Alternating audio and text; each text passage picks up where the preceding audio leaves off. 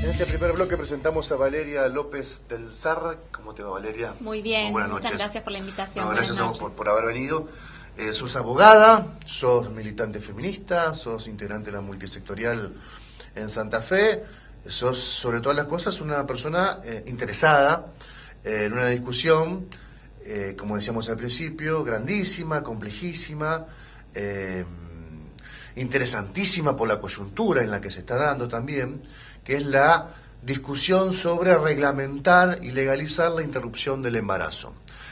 En principio quería, como tenemos tiempo para charlar, cosa que no es habitual en la televisión, te quería preguntar, actualmente, ¿qué está legislado en la Argentina? ¿Quiénes pueden abortar? ¿Qué mujeres pueden abortar? Y quiénes no, evidentemente con esta primera respuesta me aclarás quiénes no, pero ¿quiénes pueden abortar en la Argentina? Así es. Bueno, como vos bien decías en la introducción, digamos, lo que se está por tratar ahora es muy importante, pero también hay que reconocer que en la legislación vigente actualmente, desde el año 1921, tenemos, digamos, casos puntuales que está, digamos, despenalizado el aborto, que son un caso de violación y en casos de peligro para la vida o la salud de la mujer. A mí me gusta decir persona gestante, más que mujer, un poco con las terminologías inclusivas y respetuosas de de todo el colectivo LGTBI y además, digamos, con la ley de identidad de género que tenemos, digamos, respetar esas cuestiones. Cualquier persona gestante, digamos, puede en estas dos causales interrumpir un embarazo. Eso es así desde 1921 en nuestra legislación vigente y es por causales. Por ahí en la legislación comparada se legisla también así, o por causales o por una cuestión de límite temporal hasta X cantidad de semanas, que es un poco lo que se plantea también en el proyecto que se debate el próximo 13 en nuestro Congreso Nacional. Puntualmente, siempre esa redacción del Código Penal desde 1921 siempre fue, digamos, atacada, interpretada con obstáculos desde quienes tenían que llevar adelante estas prácticas, pero la Corte Suprema de Justicia en el 2012 puso fin a esas discusiones y determinó estas dos causales, la causal salud, que solemos decir cuando explicamos esto, y la causal violación. También en ese fallo, que es muy importante, por eso nosotros siempre que tenemos la oportunidad lo citamos, la Corte especificó, digamos, puntualmente que en el caso de violación no hace falta judicializar, denunciar, ni volver a revictimizar y hacer pasar a la mujer por relatar ese hecho por el que ha pasado, sino que basta y es suficiente con una declaración jurada que la persona firma en el efector de salud o en el hospital público donde estemos hablando que se va a realizar la práctica, y no se tiene que judicializar ni dilatar, justamente porque más segura es la práctica cuanto antes, digamos, se lleve a cabo. También en ese fallo es muy importante porque la Corte le ordena, exhorta, vamos a decir, al Estado que diseñe las políticas públicas para garantizar estas prácticas en los efectores de salud, en el sistema de salud pública y, bueno, también, digamos, en lo que tiene que ver con la cobertura de esta práctica por obras sociales. Se me escapa el caso de la Corte Suprema que legisla sobre el asunto. El fallo FAL. FAL. El fallo Exacto. FAL. FAL en realidad son las iniciales. Iniciales. En el fallo FAL, los integrantes de la Corte también mencionan algo muy interesante. Dicen que a pesar de que puede haber excesos, a pesar de que puede haber relatos mendaces sobre la condición o la situación de violación que ha sufrido una mujer, eso es una nimiedad al lado de la corrección que va a hacer el propio sistema estatal frente a las mujeres que han sido violadas. Es decir, ¿va a haber casos de abuso, digamos, de mentiras? Probablemente sí, dice la Corte, o desarrolla la Corte. Pero lo importante es que el efector público, el médico, en esa entrevista que tiene en privado con la mujer y que se firma esta declaración jurada, como mencionabas, alcance y contenga a la mujer que efectivamente fue violada. Yo creo que por lo que pudo relevar en en algunos nosocomios de la zona, esto funcionó en Santa Fe, funciona bastante bien, me parece. Sí, y también el fallo ese de la Corte lo que vino también a precisar es qué entendemos por salud, porque el artículo del Código también es muy escueto en decir cuando peligra la vida y la salud de la persona. Y salud está entendido, digamos, en sentido amplio, integral, como lo entiende la Organización Mundial de la Salud. Salud es todo bienestar físico, social, digamos, psíquico, emocional, más allá de cualquier tipo de afección. O sea, no es únicamente la ausencia de enfermedades o afecciones. Entonces, bueno, esto, digamos, cuando hablamos de temas de salud mental y demás, también es importante tenerlo en cuenta. Eso por un lado, y por otro lado, bueno, comentarte, yo tengo puesto este pañuelo y vos hiciste muy bien esta introducción del caso de Irlanda y bueno, de cómo el tema de la despenalización y la legalización del aborto no, digamos, nos exceden a los límites de este país y tiene que ver también con la militancia del movimiento de mujeres acá y de manera global, vamos a decir. Puntualmente, bueno, lo de Irlanda el mes pasado ha sido, digamos, importantísimo en el sentido de que es un país predominantemente católico y que este referéndum, digamos, también ha tenido un resultado histórico en lo que ha sido comparado con referéndums anteriores en sus resultados. Sí, sí, claro. Incluso en 1983 hasta estaba prohibida la profilaxis. Estaba prohibida la venta de preservativos. Bueno, sí, no, los avances y las conquistas de derechos, si uno hace un reconto de cómo ha ido avanzando, es muchísimo. Pero puntualmente en este tema del aborto, no solo en lo de Irlanda, sino también, quizás no de manera exclusiva que se haya abordado, pero sí en cada manifestación, en cada marcha del movimiento de mujeres es un reclamo. En el mundo y en Argentina, digamos. Nosotros lo hemos visto el año pasado, por ejemplo, en lo que fue un día después que asumió Trump, que se convoca la marcha de mujeres, que fue masiva y que fue histórica en Estados Unidos, para reclamar, bueno, derechos de las mujeres, acoso, el tema del aborto también estaba, y sobre todo ahí creo que el reclamo más fuerte eran las cuestiones de discriminación y la participación política de las mujeres. Después, el paro internacional también de mujeres del año pasado, el 8 de marzo en todo el mundo, me parece que tiene que ver con estas manifestaciones y conquistas de derechos. Y bueno, acá desde 2015 con esa masiva marcha del movimiento Ni Una Menos, también el tema del aborto ha sido una de las banderas que en cada manifestación, digamos, se ha pedido, digamos, y se ha reclamado. Y me parece que es el movimiento de mujeres el que ha puesto en agenda este tema, digamos, en Argentina. Yo mencionaba el pañuelo recién, el pañuelo de la campaña nacional por el derecho al aborto legal, seguro y gratuito.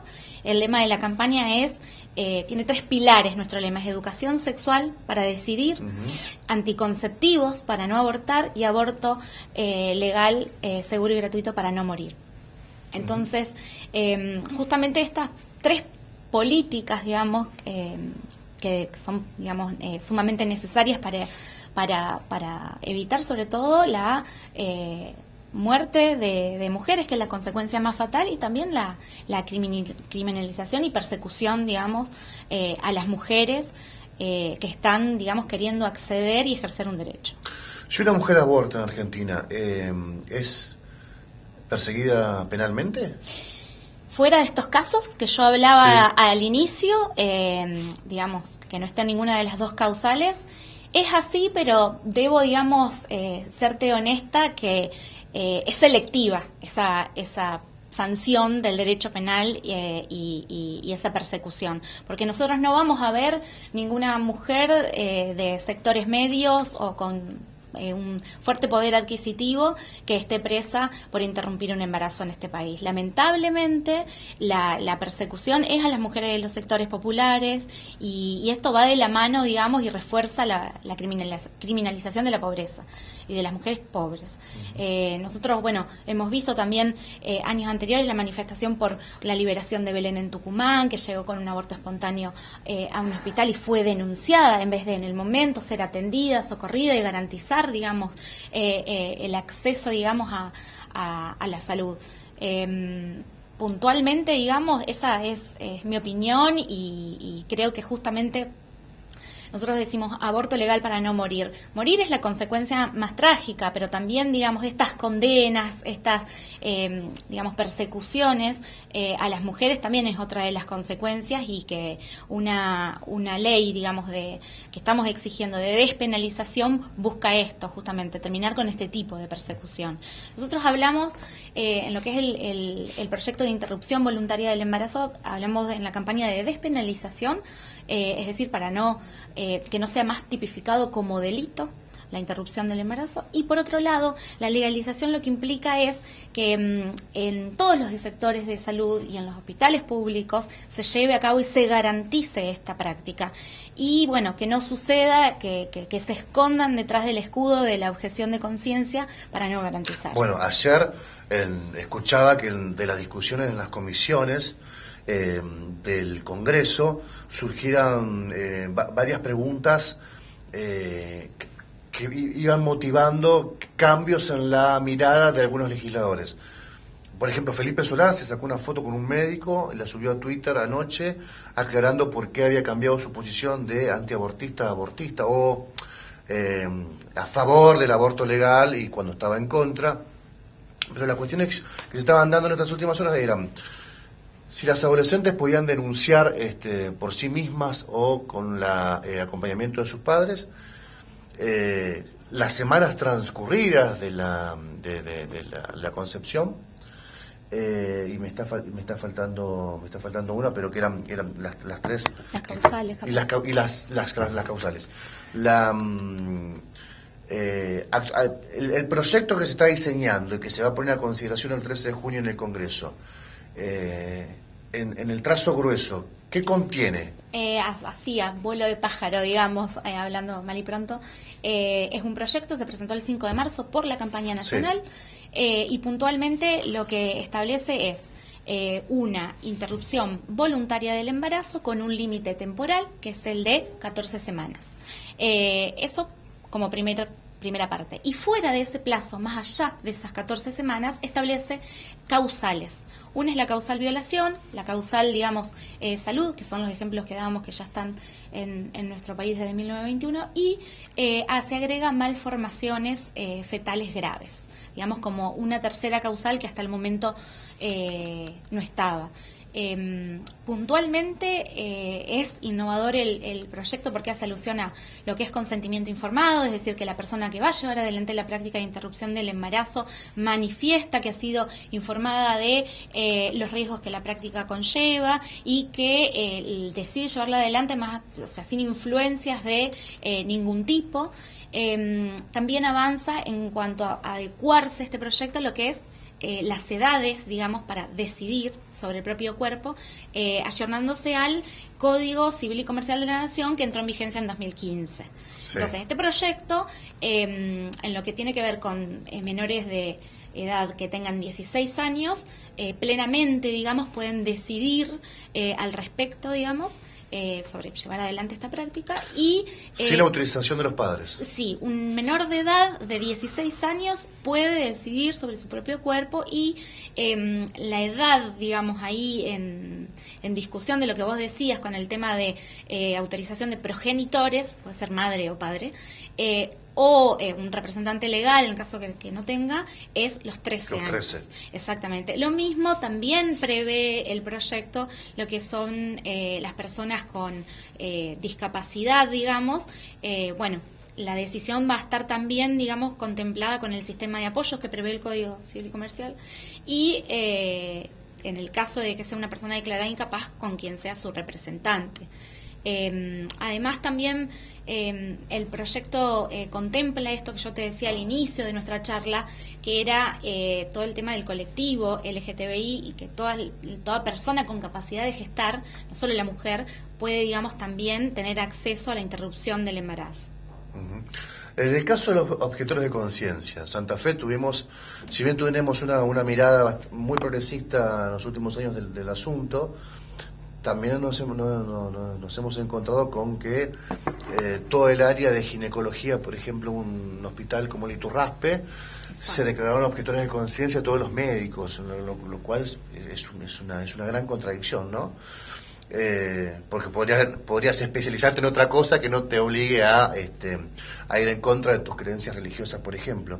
Pero es un problema, porque en las grandes ciudades seguramente habrá médicos o habrá efectores públicos donde esta práctica se lleva adelante en el caso de que se apruebe la ley, sin problemas legales, sin problemas de ningún tipo, ¿no? Pero también habrá en otras comunidades sectores y nichos reaccionarios o sectores y nichos de objetores de conciencia que van a generar un gran problema. Sí, resistencias. Sí. A esas mujeres. ¿Cómo resuelve la ley eso? Sí, la ley, digamos, por eso yo creo que es la discusión que va a seguir, si esto sale y se avanza, ¿no? En la ley no hay mención, digamos, al tema de objeción de conciencia, lo que nosotras de todos modos, en el proyecto de ley, lo que nosotras de todos modos siempre, digamos, estamos aclarando, y creo que bueno, que digamos que la objeción de conciencia es individual, no puede ser institucional, como es el ejemplo que vos dabas recién.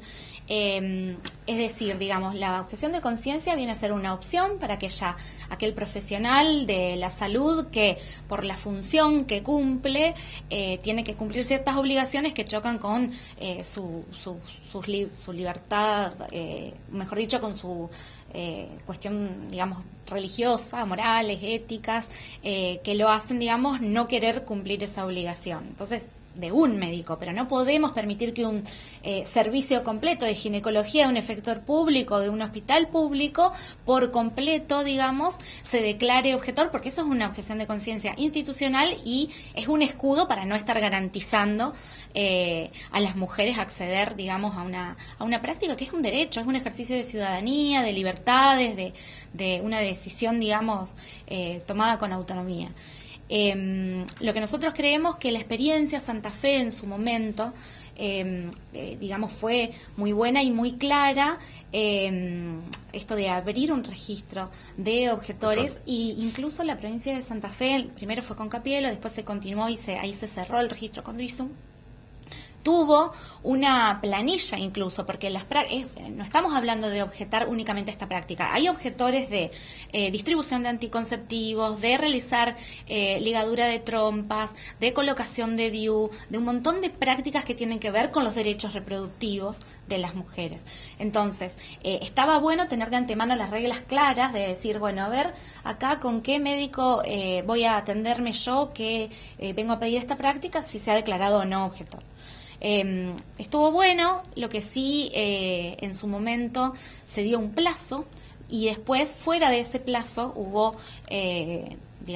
personas que se quisieron digamos incorporar y ya era fuera de tiempo y se pidió prórroga, se dio la prórroga, se volvió a cerrar y pasaba esto, digamos, de que no quedara nadie para garantizar digamos el acceso a la práctica en un hospital público que atiende a todo el centro norte de la provincia, como en el caso del Iturraspe que vos mencionaste. ¿Por qué se plantea desde el espacio que integrás la cuestión de la salud pública? Es decir, una discusión de salud pública. ¿Por qué? Eso está en el proyecto, digo lo de los objetores que te mencionaba recién relacionado a la salud pública, porque, digamos, justamente el encomendado del que tiene que cumplir las funciones en ese sector es garantizar, digamos, el acceso, digamos, a un derecho a la salud en el efector público, pero puntualmente, digamos, la interrupción, el proyecto, la interrupción voluntaria del embarazo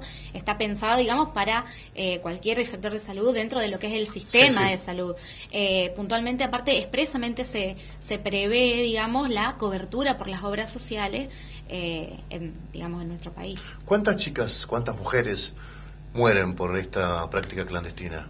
Mira, las estadísticas, como esto es una práctica que que se hacen, como vos bien decís, en el ámbito clandestino, son estimativas, digamos, los números que hay. Porque no hay números los oficiales. números salen, claro, si bien, bueno, hay reconocimiento del Ministerio de Salud de Nación en 2015, cuando se revé y se adecúa el protocolo de interrupciones legales, que eran para los dos casos de la causal violación y la causal salud, donde se reconoce que hay en Argentina al año un número que va de entre 370.000 hasta 500.000 mujeres que abortan al año, y las tasas de mortalidad materna a causa de interrupciones de embarazos por aborto, digamos, que estaban, pero son, digamos, de 2015 los números que te puedo decir, alrededor de 33 mujeres que mueren, digamos, por abortos. El tema, sí. digo, de lo de las estadísticas es, o de dónde surge, digo, para decir este número que te estoy diciendo, de los registros de hospitalización de atenciones de abortos incompletos, atenciones post-abortos o las complicaciones, digamos, posteriores por no hacerse en lugares, digamos, con las condiciones sanitarias adecuadas. Entonces, eso también, no tener, digamos, números actualizados, más cercanos, digamos, a la realidad de lo que tenemos todos los días, digamos, también complica para el diseño de una política pública. Para la ley argentina, una pregunta que puede sonar venenosa, pero no tiene esa intención. Para la ley argentina, ¿cuándo una persona empieza a tener derechos? Eso es la legislación civil, sí, digamos, y es desde el momento de, digamos, la concepción, y hasta ahí es cuando está la redacción, digamos. Después en el proyecto inicial había, digamos, más, en el proyecto antes, digamos, de que salga el Código Civil y Comercial de la Nación, había otros proyectos que aclaraban más. Y después el tema de la fecundación y la anidación, digamos, en el útero, digamos, de la mujer y demás, son también discusiones que tienen que ver con esto de la realización de manera segura de esta práctica. Cuanto antes, digamos, por eso nosotros hablamos también de aborto legal, seguro y gratuito. Hablamos de seguro, digamos, cuando implica a veces llevar adelante esta práctica de manera medicamentosa y sin riesgos para la mujer en estas etapas también, digamos. Pero bueno, sí, así es en nuestro derecho. Si el derecho civil, si el Código Civil plantea eso, si Argentina ha decidido proteger la niñez con una asignación universal, si ha decidido proteger a la mamá embarazada de los 3 meses con una subvención, ¿no estaríamos tapando violando esas 2 leyes previas? No, Héctor, porque la Argentina también ha yo lo tengo resuelto, pero establecido, que lo comente la gente. Pero sí, también, digamos, por ahí son preguntas que entiendo que los televidentes se hacen y que está bueno, digamos, contestar, aclarar. En mi opinión te digo que no, que creo que así como también, bueno, la Argentina ha firmado estos tratados internacionales que vos decís, ha firmado la CEDAW, ha firmado, digamos, un montón de derechos, de tratados de derechos a nivel internacional que protegen, digamos, estas decisiones de la mujer. Incluso recientemente, hoy lo veía publicado, el comité, digamos, de la comisión, digamos, de lo que es el Comité de Derechos del Niño, recomienda justamente en materia de lo que es niñas y adolescentes que se tiene que garantizar esta práctica de aborto legal, seguro y gratuito. Estaba en inglés, así que es lo que se publicó en la página del ACNUR. Después te lo reenvío.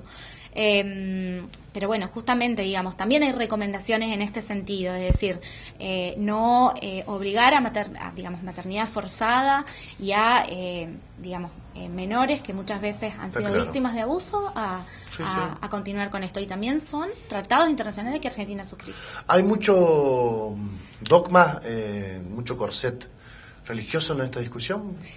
Yo creo que sí, digamos, pero me parece, de todos modos pondero que se haya puesto este tema en la agenda pública y que se haya debatido y que se escuche. Yo creo que el eje de la discusión no pasa por aborto sí, aborto no, digamos, católicos contra ateos o agnósticos. Ateos, claro, no, la discusión pasa por despenalizar y legalizar una práctica que se hace en la clandestinidad.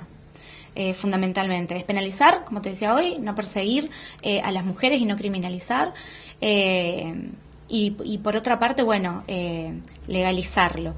Yo creo que los argumentos, sí, son de toda índole, vienen, digamos, de la religión también. Nosotros fuertemente nuestros argumentos y fundamentos del proyecto y de defender este derecho viene justamente de plantearlo como un ejercicio de ciudadanía, un ejercicio de libertades y de derechos de las mujeres. Gracias por haber venido. Muchas gracias a vos por la invitación.